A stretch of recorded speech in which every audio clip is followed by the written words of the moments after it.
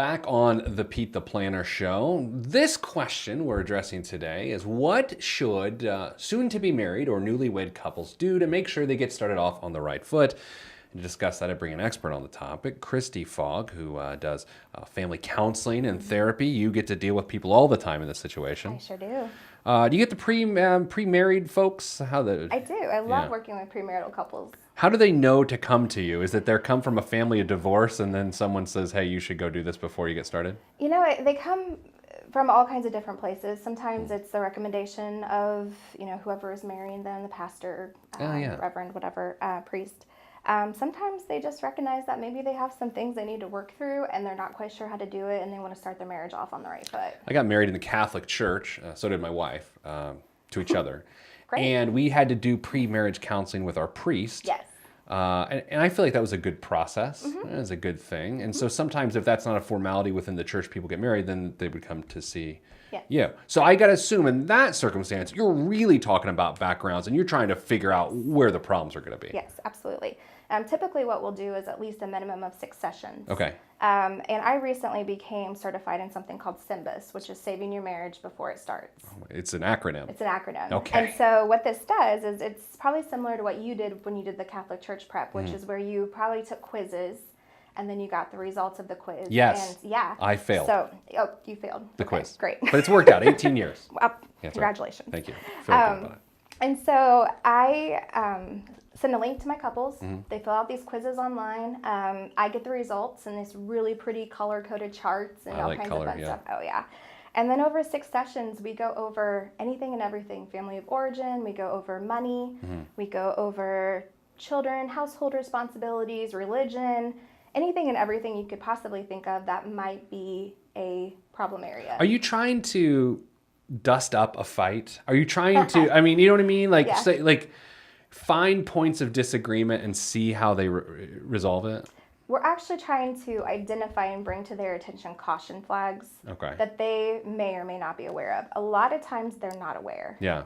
Because sometimes there are things when you're dating that you just don't talk about, especially when it comes to money. I gotta think. I haven't dated anyone in several years. I gotta think as a working adult, if you're in the beginning to you're dating, you're about to get married. Talking about money's got to be just brutal.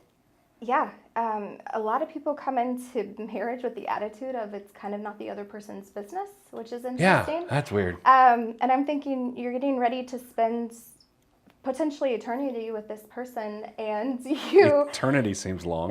You don't want the other person to know about your finances. So it's not unusual for me to see couples who have been married for a couple years and they find out that someone has been hiding a money secret. Oh yeah. Like a loan or student loans or credit card debt or a shopping problem, a gambling problem. And so premarital counseling in theory is meant to prevent some of those problems from creeping up later. And I know this is more of a sensational question, and I'm okay with that. But at some point in time, have you had to say, all right, why don't you guys not do this?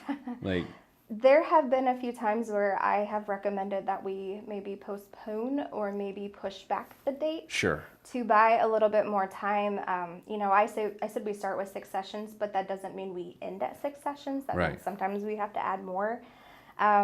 Especially if there are some big, humongous, major problems where I have concern about them committing in marriage. Is there consistently a quality that couples or two people within a couple possess that you always know these two are going to be okay? Is there something? Yeah, respect and being kind to one another and being able to work through problems and talk to one another.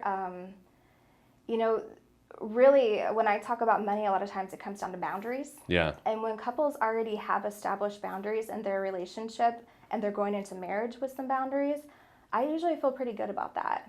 Yeah, I got to think, like, especially 2 adults. When I say 2 adults, I mean, I was 22 when I got married, so I was a kid, right? Sorry.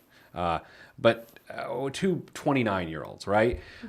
One person's thinking, well, I'm going to spend money on this. And the other person may say, well, that's a problem for me. And if the first person says, I don't care, then we have an issue. We have a major, major issue. That's why we put some boundaries in place.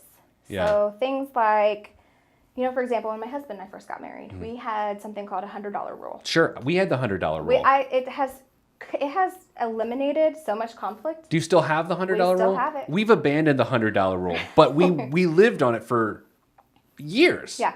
It's a good rule. It's a perfect rule. And the thing is, I tell clients, if that's too little, if it's not enough, you can adjust as... Oh, we should explain it. What's the $100 rule? Yes, the $100 rule is if you are going to spend $100 on something, and we had a caveat that it did not include groceries. Sure. That we just need to check it with the other person. So that Not permission. Not permission. Just, hey, I'm thinking about buying a new grill, for example. Yes. Okay.